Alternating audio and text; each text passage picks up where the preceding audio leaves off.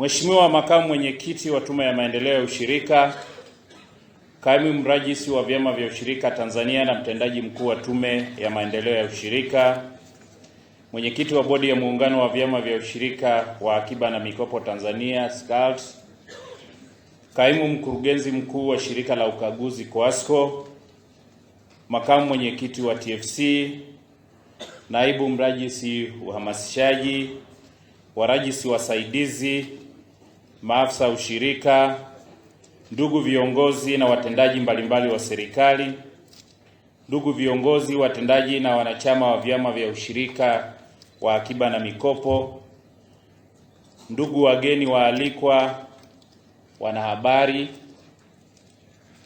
mabibi na mabwana, kama kuna kundi ambalo hatujalitaja, itifaki imezingatiwa. Assalamu alaikum. Ndugu mwenyekiti, awali ya yote namshukuru Mwenyezi Mungu kwa kutuwezesha kukutana mahali hapa ambapo pameandaliwa kwa ajili ya sherehe hizi za siku ya vyama vya ushirika wa akiba na mikopo duniani kwa mwaka huu 2019. Shukrani zangu kubwa ni kwa kupewa fursa hii na jukumu hili la kuwa mgeni rasmi katika kuhitimisha maadhimisho haya. Nashukuru sana. Nianze kwa kuipongeza sana kamati ya maandalizi kwa uamuzi mzuri na muhimu wa kuadhimisha sherehe hizi ili kuwakumbuka waasisi wa ushirika wa akiba na mikopo na kutangaza namna ambavyo imekuwa sehemu ya kuleta maendeleo thabiti kwa walio wengi. Niwapongeze sana mkoa wa Arusha kama ambavyo tuliona, kwanza kwa maandalizi, lakini kwa mahudhurio yao. Nadhani wanakaribia nusu ya ukumbi huu. Asanteni sana. Naomba pia niwapongeze wawezeshaji. Sija kuwepo katika siku zilizotangulia, lakini Dr. Kaleshu yani zile dakika chache za asubuhi hata mimi nilimuona kama wale watoza ushuru waliotajwa kwenye Biblia. Anajua na Dr. Machimu. Lakini pia Malenga. Nadhani tunakubaliana wote Malenga anaiweza kazi. Kwanza amefikisha ujumbe, pili ametuburudisha na ametuhamasisha. Malenga, nakushukuru sana kwa kuniachia kopi ya shairi, lakini nilikuwa natamani uniachie na sauti. Kuna mwanahabari mmoja hapa natoka naye huko Moshi, tutaenda kuongea tukifika huko ili nikahamasishe na nyumbani. Ndugu mwenyekiti, kwa kusanyiko hili ni ishara kuwa mmedhamiria kujikwamua kiuchumi kupitia ushirika huu wa akiba na mikopo. Ni ukweli usiopingika kuwa sherehe hizi ni sehemu sahihi ya kupanga mikakati madhubuti ya kimaendeleo katika sekta ya ushirika wa akiba na mikopo. Kipekee kabisa ni wapongeze wanachama wa vyama vya ushirika wa akiba na mikopo wa mkoa wa Arusha, kama nilivyotangulia kusema, kwa kukubali kuwa wenyeji wa maadhimisho haya, kwa jinsi ambavyo mmejitokeza kwa wingi na mmependeza sana. Ama hakika mnastahili pongezi kubwa sana. Asanteni sana Arusha. Ndugu mwenyekiti na washiriki wote, kauli mbiu ya siku ya SACCOS duniani kwa mwaka huu iliyotolewa na Baraza la Vyama vya Ushirika wa Akiba na Mikopo, kama ambavyo mwenyekiti wa bodi ya SCCULT alianza kusema, ni Local Services Global Reach, ambayo tafsiri yake ni kwa Kiswahili ni huduma kwa jamii kufikia ulimwengu. Kauli mbiu hii inaonyesha wazi umuhimu wa ushirika wa akiba na mikopo kwa kutoa huduma kwenye maeneo yote, lakini ikifika mbali kwa kuwanufaisha wengi, na ni mfumo ambao umekuwa ukitumika kwenye nchi zote duniani zinazoamini kwenye ushirika wa akiba na mikopo. Tumepata mifano asubuhi kutoka kwa wawezeshaji sio sisi tu tunaoshughulika na ushirika huu, ni dunia nzima. Kauli mbiu hii inaunadi ushirika wa akiba na mikopo kama chanzo endelevu na chenye tija katika kutoa huduma nyingi za kifedha, elimu, masomo, upatikanaji wa mitaji, bidhaa na huduma ambazo zimepelekea ustawi wa jamii kwa jumla. Nitoe rai kwa wananchi wote kujiunga katika vyama vya ushirika wa akiba na mikopo ili kufikia malengo na kujenga uchumi wenye tija na endelevu kwa mtu mmoja mmoja na kwa nchi kwa ujumla. Ndugu wanaushirika, wakati tukiendelea kuadhimisha maadhimisho haya ya siku ya SACCOS, nchi yetu ina jumla ya SACCOS 6137 ukilinganisha na SACCOS 5737 zilizokuwepo mwaka jana, mwaka 2018. Hivyo kuna ongezeko la SACCOS kama 400 hivi kwa kipindi cha mwaka mmoja. Kutokana na ongezeko hili la SACCOS, Watanzania wapatao 14742 wameajiriwa na SACCOS hizo, na hivyo kuisaidia serikali kukabiliana na changamoto ya ajira katika nchi yetu. Na hili liko wazi kwamba tuna changamoto ya ajira, lakini tunaona jinsi ambavyo SACCOS zimechangia katika hili. Aidha, vyama vya ushirika wa akiba na mikopo vimeendelea kutoa mchango mkubwa katika kuboresha maisha ya wanachama wa vyama vya ushirika wa akiba na mikopo, na wameweza kuboresha makazi yao, kununua vyombo vya usafiri kwa matumizi binafsi na biashara, na wanafanikisha mahitaji mengine ya kijamii kama vile elimu, matibabu, chakula bora, na hivyo kuleta ustawi wa maendeleo kwa taifa letu. Aidha, vyama vya ushirika wa akiba na mikopo vimeweza kuchangia kuwawezesha wananchi na wanachama katika kutumia mfumo jumuishi wa huduma za kifedha, yani financial inclusion. Hali hii imewawezesha wanachama na wananchi wanaotumia huduma zitolewazo na vyama vya ushirika wa kifedha kujiunga katika mfumo rasmi wa huduma za kifedha na kurahisisha upatikanaji wa huduma hizo katika maeneo yote hapa nchini, hususani vijijini. Ndugu mwenyekiti, Tanzania kwa sasa ina jumla ya vyama vya ushirika wa akiba na mikopo kama nilivyotangulia kusema 6137 kati ya vyama 1055 vivyopo duniani, sawa na 11%. Hatuko vibaya. Asilimia 11 ya vyama vyote vya ushirika wa akiba na mikopo duniani. Kwa mujibu wa tafiti zilizopo, Tanzania ina jumla ya wanachama wa SACCOS waliopo ambao mwenyekiti wa SCCULT aliwataja wapatao 1,584,000, na kuna watu karibu 863,000 ambao wanapata huduma, sio wanachama hawa. Pamoja na idadi hii tunayoitaja, labda ni vizuri tukubaliane kwamba Tanzania sasa hizi ina watu wangapi? Milioni 55 makadirio yaliyopo, si ndio? Sasa tunazungumzia watu milioni 1,500,000. Ni asilimia ngapi? Ni ndogo sana.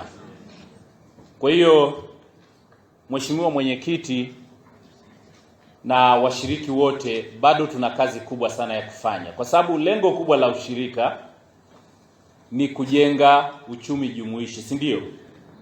Njia pekee, njia ya uhakika ya kuwaleta watu ya kuweza kujenga uchumi jumuishi, inclusive economy, ni kupitia ushirika. Sasa kama tunazungumzia watu 1,500,000, bado tuna kazi kubwa ya kufanya, pamoja na mafanikio tuliyoyapata. Tuseme tu, licha ya uchache wa wanachama wake ukilinganisha na wanachama wa dunia nzima, SACCOS nchini Tanzania zimeendelea kuwa msaada mkubwa kama tulivyosema katika kuondoa umaskini kwa wanachama wake na jamii kwa jumla. Ndugu wanaushirika, sekta ya ushirika wa akiba na mikopo nchini imeendelea kukua na kupanuka, hasa baada ya serikali ya awamu ya 5 kuagiza kwamba kila kwenye chama cha ushirika wa mazao AMCOS kianzishwe chama cha ushirika wa akiba na mikopo ili kuwawezesha wanachama kupata pembejeo na huduma nyingine zinazohitajika kwa ajili ya kilimo cha zao husika. Aidha, watumishi wengi mahali pa kazi kama tunavyoelewa wamejumuika pamoja na kuanzisha vyama vya ushirika wa akiba na mikopo kwa ajili ya kuwasaidia kujiletea maendeleo yao wenyewe mahala pa kazi. Kuwepo kwa vyama hivi kumesaidia sana wanachama wengi kujijengea utamaduni wa kujiwekea akiba katika vyama hivi, fedha ambazo huzitumia katika shughuli mbalimbali za kimaendeleo kama nilivyotaja hapo juu. Mheshimiwa Mwenyekiti, nimeguswa pia na changamoto zilizowasilishwa na wanaushirika kupitia risala yenu. Kimsingi changamoto hizi zimekuwepo kwa muda mrefu sasa na bado hazijapatiwa suluhisho la kudumu. Aidha, nawapongeza kwa kuona umuhimu wa muungano wa SACCOS and SCCULT kwa kuwa kutokana na uwepo wa chombo hiki ni rahisi kuwa na ufuatiliaji wa karibu na kuhakikisha kwamba baadhi ya changamoto zinaweza kupatiwa ufumbuzi. Hili la SCCULT nafikiri halikwepeki. Msisitizo unaotolewa toka walipokuwa wanaongea wawezeshaji, na karibu kila mtu aliyesimama hapa anazungumzia kwamba ni lazima ifike mahali tuwe na sauti ya pamoja. Na mrajisi amesimama hapa sio muda mrefu akaongezea kwamba nje ya Tanzania hakuna mtu anajua kwamba kuna Wazalendo SACCOS, hakuna mtu anajua kuna Ngome SACCOS. Atauliza tuna mwavuli wetu ni nini, si ndio? Hili ni muhimu sana. Nafikiri kama tulikosea mahali, sasa ni wakati, moto umewaka na huu moto usizimwe. Mtendaji mkuu wa SCCULT Mnyone nafikiri yuko around, ni wakati sasa wa kupiga kelele. Baadhi ya changamoto zilizoainishwa nizitaje tu kwa ufupi, sina haja ya kuzirudia. Ni lile swala la 2%, lakini niseme tu kwenye hili, na kuna wakati kwa naongea na baadhi ya watu hapa, ni vizuri pia tukaweza kupata ukubwa wa tatizo. Sio kama naruhusiwa kuuliza. Sidhani kama hii 2% inagusa vyama vyote. Inagusa SACCOS zote. Hebu tuone ni wangapi wanaguswa na hili swala la 2%, wanyanyue mikono. Asante sana. Kwa hiyo waheshimiwa viongozi, mrajisi, mwenyekiti wa bodi na wengine, nafikiri badala ya kulisema kwa ujumla wake inafika mahali tupate takwimu ili tuweze kuangalia ni namna gani linashughulikiwa. Nina uhakika hili tunalipeleka serikalini, lakini watataka kujua ukubwa wa tatizo. Watataka kujua ukubwa wa tatizo, tulifanyie kazi. Changamoto zingine ni kama zile ambazo tumezungumzia za waajiri kukwamisha juhudi zinazofanywa na wanachama. Kuna yale makato kutoka utumishi, baadhi ya wanachama wa ile ya kutokuzingatia ile sheria namba 6 ya mwaka 2013 ya kwenda mahakamani, pamoja na zingine zilizotajwa. Lakini nafikiri na mimi niongeze kwamba tuna changamoto nyingine ambayo pengine mwenyekiti wa bodi ya SCCULT hajaitaja. Pamoja na vyama vingi tulivyovitaja, vipi kuhusu performance? Vipi kuhusu utendaji? Nadhani tuna shida pia katika utendaji wa vyama vyetu, si ndio? Silipo hilo tatizo? Mtendaji mkuu wa COASCO yuko hapa, na najua katika ripoti zao za ukaguzi, kwa mfano kwa mwaka huu ukichukua vyama vyote kwa ujumla, kuna vyama zaidi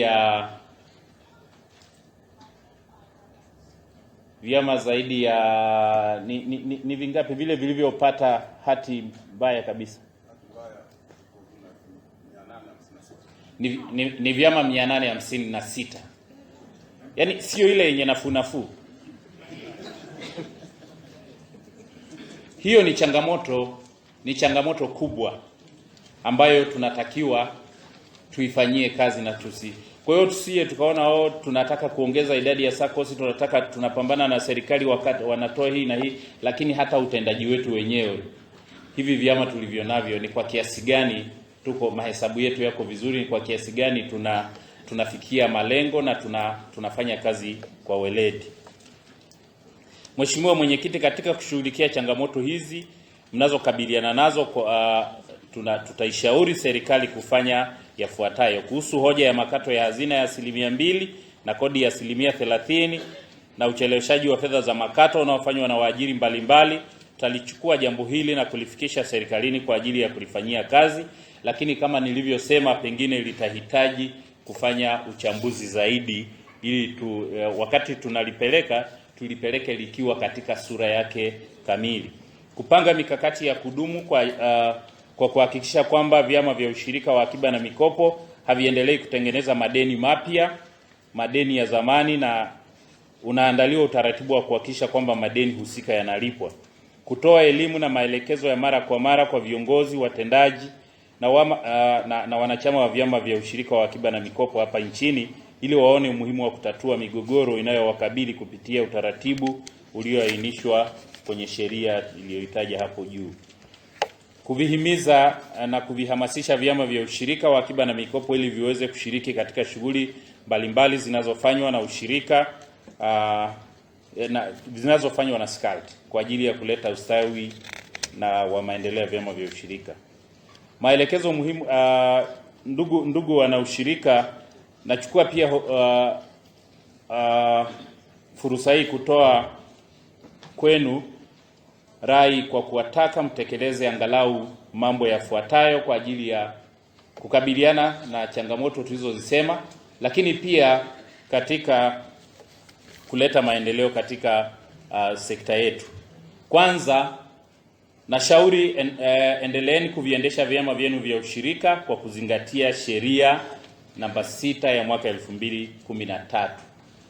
Tusipozingatia sheria hatutaweza kwenda tunakotaka.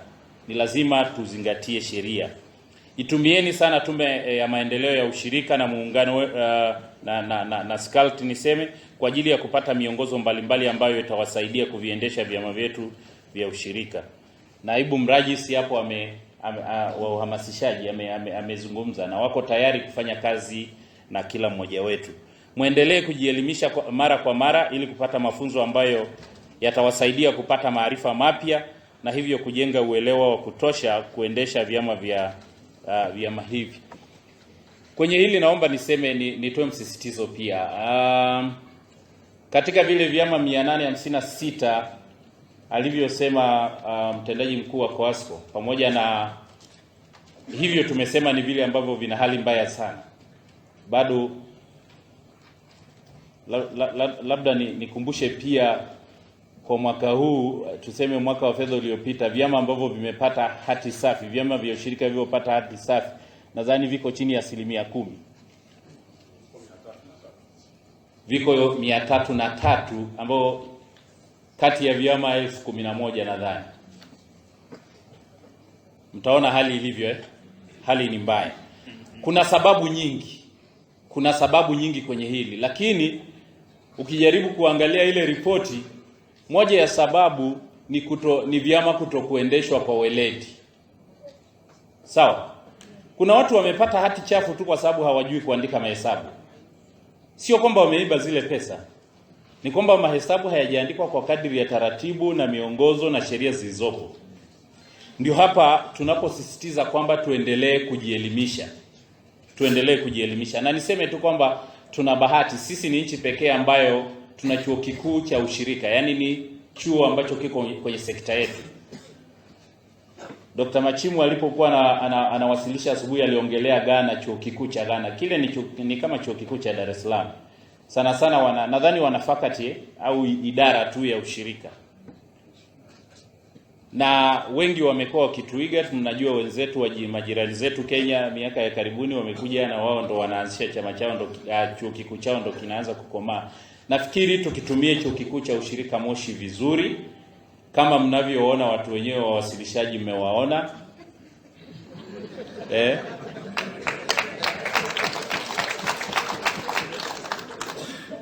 Dr. Kaleshi yuko pale, mnamwona, he is very energetic, ana miaka 46.